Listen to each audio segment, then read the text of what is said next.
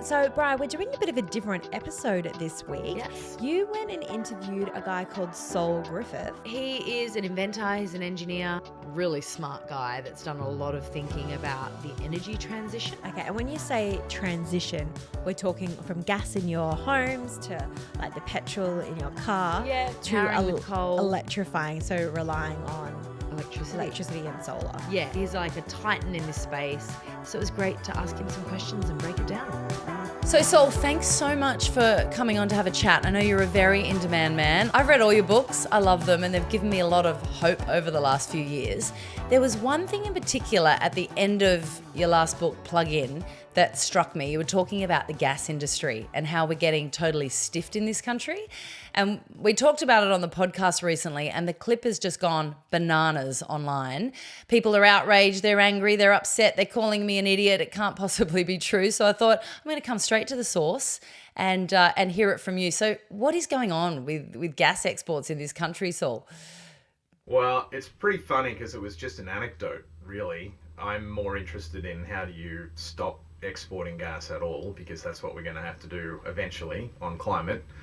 And the point was really like, well, in the meantime, we should at least be profiting from the gas that we export. But the reality is that the Australian government charges a pittance on the royalties for our gas. And if we were charging a similar rate of royalty that Qatar does, which is the other big exporter of gas in the world, we would be earning about $32 billion a year. So it seems pretty crazy that the Australian government's leaving $32 billion a year on the table.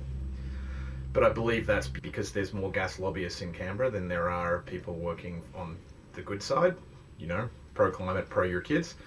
And I think our government is very uncomfortable fighting what is largely American-owned companies, and that would very quickly, especially under this US administration, if you went after Woodside and their profits, you'd probably get slapped with tariffs and large-scale things. But given what America has become in recent years, it's very unclear to me that we should not just push them completely under the bus, because they've pushed the whole world under the bus on things that I think matter, like, you know, climate solutions and democracy. Yeah, totally. And when I reached out to you as well about that figure, you said in some ways it's gotten better, but in other ways it's gotten a lot worse. That gap in what a country like Qatar pays in gas versus what we pay. You are right. I think that came from a book I wrote in 2021 when it was only 32 billion, and we've been exporting more and the prices have gone up. So in fact now the royalty, if we were charging Qatar's rate, would be $56 billion. With $56 billion, there's 10 or 11 million households in Australia. That's $5,000 a household per year. If you think about what you need to decarbonize that household, you need to put an electric car in their driveway, you need to put solar on their roof if they have the roof space, give them a battery, electrify their cooking, electrify their heating. In 10 years of that royalty, you would decarbonize this whole Australian household and residential sector. We're being diabolically stupid, but it's not, you know, in its defense, it's not the only way Australia is being stupid. We also spend $165 million a day on petrol, and we give, I think it's about $10 or $11 billion a year in diesel and petrol rebates to the big mining companies. The majority of that petrol or diesel is actually generating electricity to crush the rocks at the mine site. And we should be doing that with solar and batteries. So if we took that rebate back and then told those companies, you know, we'll give you a rebate, but do it with solar and batteries, then we would be using Australian energy. We'd improve our balance of trade. We'd make more local jobs. It's unclear that we don't have both sides of government pretty well owned by the fossil fuel industry if you're looking at these two giant pieces of money as evidence. Yeah, I mean, it's something you really opened my eyes to as well about the amount of money we send overseas to buy foreign oil. But actually, if we didn't have to do that, if we were electrified, that money stays in the economy. That's an amazing thing for our country. Absolutely. The best way to fix our balance of trade is to electrify our vehicles and run on Australian sunshine, electrify our homes, and, you know, then all of that money, not only does it stay in the country, which is really valuable, but the example I like to use, which I think grounds it for everyday people who aren't quite as nerdy as me, like I think about my my postcode, 2515, was basically one petrol station. It's a BP. And if you count the vehicles, we probably spend $20-25 million a year as a community at that BP. And that money leaves town immediately. Like, it's creating, 1.5 jobs? There's not a lot of people working at the Servo. Such a good point. And all they're doing is selling 3 things that kill you: sugar, nicotine, and petrol. But if you were running your community on as much solar as you can generate in your community, then that money stays in your community, and it would actually create, dozens of jobs in your local community, just those savings from not buying petrol. So if you were trying to do the biggest, rejuvenation of the Australian economy and putting money back in people's pockets, we would redirect this discount we're giving the gas companies, and we would redirect that rebate that we're giving the mining companies on diesel and petrol, and we'd redirect it at electrifying our economy, and then, communities would be thriving. And I think that's a recipe for political success, if anyone's listening. It was something else I loved in your book, Saul, that you said, actually, the heroes of this movement, the people that are going to save us, it's not the climate activists, it's not whatever, it's actually the tradies. And I was thinking of this last week when we had a mate of ours who's a tradie come to our house to install our battery. He was there with a team of 3 guys for, 2 days. And I was thinking about that, how tradies are going to be, the big superheroes. But to your point about keeping that money here and local jobs and, the guys putting the solar panels on the roof and installing the batteries and putting the induction in your kitchen, putting the hot water heaters in. No, absolutely. I would love. It's been such a culture war against climate solutions for so long. I'd just like to turn it on its head. Like, this is about Australian-made jobs. It's not a guy who wears a white collar or a black collar today. Like, it's not a nerd like me who's actually going to do this stuff. And so it's the tradies in your community that are going to decarbonize Australia, and I think they should be held up as cultural heroes because of it. I just had another question regarding the gas. We had a bunch of, lovely comments from, people on the internet, but one that just kept coming up over and over was just people saying, you can't compare Australia to Qatar. You can't compare Australia to the Norwegian system. But why can't we if we're exporting similar levels of gas? Like, I get that the structures are different as to how they've set them up there, but what would you say to people that just say, well, you can't compare? Of course you compare. I can compare an apple to an orange. They're both pieces of fruit and they're round and they taste different, right? And, Qatar, Norway, Australia, they're apples and oranges and mandarins, but you can certainly look to other places for better ideas. Now, there is the chance that they are actually meaning something very politically wonky. So part of the problem is when we sign the rights away for these fossil fuel fields, you have to interpret the law all the way into the future for the date that you signed those agreements. So you might wonder why we keep opening up new gas fields, which is dumb, but it's because if we don't, we've already signed contracts with people to say that you can have the gas under this field. And they can sue the Australian government, I believe, legally. I would like a greater legal mind than my physicist to confirm, but I believe it gives these fossil fuel companies the right to sue the government for the value of the reserves under it. So I think if we were actually serious, the royal we, humanity, about solving climate change, you have to at some point address this and either buy out that lease. But I don't know, given that these are American companies and they're not returning any money to us, I don't think we should feel any love or any compunction. And, we can, if necessary, change our politics, change our constitution to be a better version of itself so that we can do this and we can compare. And so for someone that might be listening that doesn't know much about electrification, they might not even be familiar with what that means, could you just give us a 101 about what it is and the work that you do in this space and why it's so important? Well, I'm really a climate guy, and so most of the work I do is to try and find the solutions for climate change. I'm something of a realist. I don't think you're really going to change everyone's behavior. You're not going to make them build smaller homes and drive different cars, smaller cars. So if you run the thought experiment, okay, how do we give everyone the good life that they enjoy today, but do it with zero emissions? And it turns out the answer is super simple. You don't burn fossil fuels.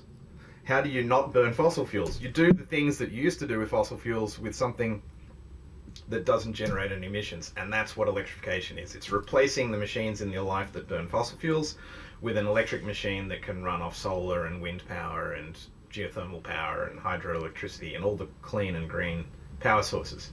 And it turns out for most people, most individuals, you live in a house where you burn fossil fuels 4 or 5 different ways. In your car, in your stove, in your water heater, in your space heater, and then in how your electricity is produced. And really, this just means over the next 20 years, next time you buy a car, you get an electric one instead of a petrol one, you've eliminated those emissions.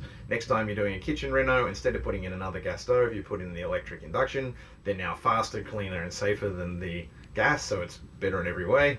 Also, doesn't give your dogs cancer, or as I like to say, gas kills kittens. Anyway, replace those 5 machines over the next decade in your life, and then you're zero emission. Also, what will happen is your energy bills will go down by $4,000 or $5,000 a year. Also, what will happen is your respiratory health and the respiratory health of your family and your friends and your pets will improve because you're not burning fossil fuels inside your house and in your community. So, it's just win-win-win. That's what electrification is. It's winning, as Donald Trump would say, except he's not winning. Yeah, so like you said, a win-win-win. I mean, I knew that gas was bad for children, but I hadn't thought about the pet element before. So that's an interesting one for the animal lovers out there as well. Some, I've got to go find the study, but I seem to remember reading a study that said that people adjust their behavior more for their pets than they do for their family members. So, wow. Which is why I also think if you were getting a billboard to put it up in Canberra to really piss off the gas industry, gas, statistically causes more cancers in your children, isn't going to be as impactful as gas kills puppies. Yeah, great. Well, I grew up in a vet practice, so, big animal loving family here. So yeah, I fully support that message. So there's been a lot of chat in the particularly last few weeks in Australia with different reports coming out about energy use, particularly related to AI data centers and gas being used to power those new projects that are coming online. Just really keen to hear your thoughts on it.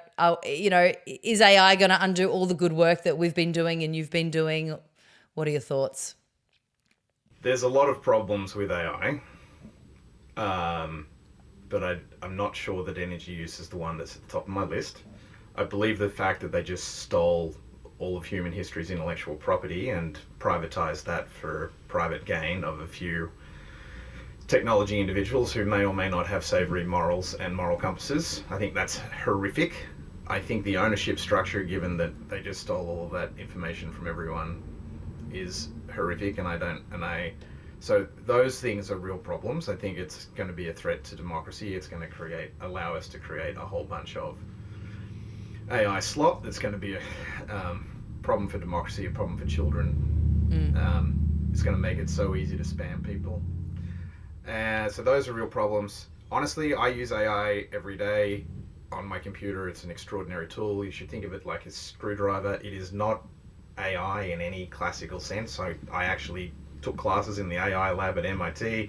All my friends were in the AI lab. Some of my friends are building all the data centers for Microsoft and Meta and Google, and it's just good software. That's how you should think about it. That's useful. Anyway, so I use it, and I think people need to recognize that while we're in the lead up to the IPOs of these AI companies, their interest is in having you think that it has infinite value and it's going to be the biggest thing ever. And one way they do that is tell you the extraordinary amounts of energy it's going to need, how it's going to destroy all jobs, etc., because that makes it sound really, really valuable. I think a lot of it is hyperbolic. There will be huge efficiency gains in how the AI works. In fact, a friend of mine, a lovely guy called Alex Kaufman, I had a party at Climate Week in San Francisco about 6 weeks ago. He came along and he bought a hand-cranked AI, a large language model. So a little box about this big, the size of maybe a pineapple, had a hand crank on the side. You'd wind it up, and you can only put in about 20 watts of power. And you would then ask it questions on an old telephone handle, and it would do the AI, and it would answer you in natural language which is to say, he was using one of the models from about 5 months ago, so it's not the very, very latest model. But once the models are created, they can actually run very inexpensively in energy terms local to your computer. And I think people are underappreciating that we're going to change the model of how the stuff is delivered to you and where it works and whether it's running locally or off in the cloud. And I think it's fairly easy, and my friends who are working professionally in AI agree, 1,000, 10,000 times improvement in the energy consumption per query is very likely. And so these extraordinary numbers that people are hearing, which are boosting share price and creating moral panic, but nothing else, aren't probably not going to be true. All of that said, we should probably just say, no, you can't use gas. Yeah, so maybe some better regulations. So reach out to your MP, reach out to a politician and demand that. Also, the reality is you can't buy a gas turbine that's going to land in your possession for about 5 years. The supply chain is so packed up. And so these people are making extraordinary risky bets on how much energy power supply. And for all the reasons I just said, I think they're going to lose their shirts. I'm going to be so fucking happy when they lose their shirts, and I'm going to laugh at them. I hope Macquarie Bank takes one on the chin. That'd be great. The reality is, if you were really, there's the thing that they sweat about in the AI world is speed to power. That means how soon can I have electrons to run my AI? Actually, the fastest power that you can bring online is tomorrow. I can call a tradie today and they'll put rooftop solar on tomorrow. If the solar is on my roof, that will relieve load elsewhere on the grid that could be used for AI. So if these plutocrats and future trillionaires were actually serious, they would probably be helping subsidize the right thing for climate, which would also be the fastest speed to power for them, which is helping maximize the amount of rooftop and commercial solar that we're doing, rather than placing an order for a gas turbine that won't show up for 5 to 8 years. Yeah, interesting. Okay, so sounds like using gas, not only not good for the climate, but a risky bet from a business sense as well. Yeah, so everyone's going to say all these things. I think, and honestly, I'm not sure you even need to rush to regulate. Like, there will just be corrections. These things aren't, a lot of this stuff just won't get built because you're just not going to be able to get it in time. Okay, interesting. And the boom will be well over by the time the gas turbines arrive. Well, thanks, Saul. I'm feeling better about that whole conundrum. So thank you for that. All right. So Saul, for someone listening that maybe can't afford to buy an EV right now or has got a brand new car that's a petrol car, what would you say to them in terms of should they run that car into the ground or run it for as long as they can or wait till they can afford to switch? What would you say? Economically, for a lot of people, it makes sense probably to stay in the petrol car a bit longer. You really have to look carefully at the numbers. There are some very low-cost electric options. Now, remember, if you have rooftop solar, you can charge your car. It's about 2 cents a kilometre to drive it. It's about 25 cents on petrol. Average car burns somewhere between 1,000 and 2,000 litres a year, so that's a chunk of change that you save. It could be $2,000 to $4,000 per car, depending on what car you're replacing in terms of savings. So it might also turn out that economically the right thing to do is to change it tomorrow. Yeah. In a climate sense, the answer is always get rid of the petrol car as soon as possible. People are like, but how can that make any sense? The car's so big. What about all the steel in it? And I think the easiest way to develop an intuition for this is your car weighs about 2 tons. And your car burns about 2 tons of stuff every year. So if you keep that petrol car for another 10 years, you're burning 20 tons of stuff instead of having a 2-ton electric car in your life. And that 20 tons is a pretty extractive process on the world. And then the other thing is, with the electric cars, and with all cars, in fact, they're highly recyclable because they're made out of steel and metals and things that we know how to recycle. So it's not like it's an environmental disaster to get a new one or to scrap and recycle the old one. And so for someone listening, what do they do, Saul? what would you say? Make a plan, electrify those 10 things, those 5 things over the next 10 years, and then you can feel good about your own contributions. You'll also feel good about the money you save and your health. And then, honestly, we need to change the politics of this. Labor, had a huge chance with a giant majority to speed this up. They did a few things at the margins that helped, but they didn't really go after it. If you really want to land the plane for your children at 2 degrees or less of warming, which is already alarming and not good, but that's probably the best we can do, you need to get politically engaged as well as doing the things in your own life, electrify your own life. And the whole world, you have not seen a leader of any country yet stand up and say, we are going to do it. This is how our country is going to get to zero emissions, and this is in line with 2 degrees. So, like, we've yet anywhere in the world to have the political courage to do that from the top down. And until you do that, I think the people under Albo would like to go a little bit harder, but Albo, I think, is still scared of this issue. And it's true globally. So I think you've got to get engaged. Maybe we should do, if enough Australians wrote in a vote for Pocock for Prime Minister, then maybe we could get the climate action we needed. But, he's the only guy who really consistently knows where the target is and has the urgency to get us there. The problem is, we still don't believe it's going to be good for us. If Australian households all electrified as fast as I just told you, we would save $1 trillion by 2050. $1 trillion, right? Everyone still wants to say it's going to cost you money. Yes, solving climate change costs you money up front, but you save so much money into the future that it's all net benefit. It's just win-win-win.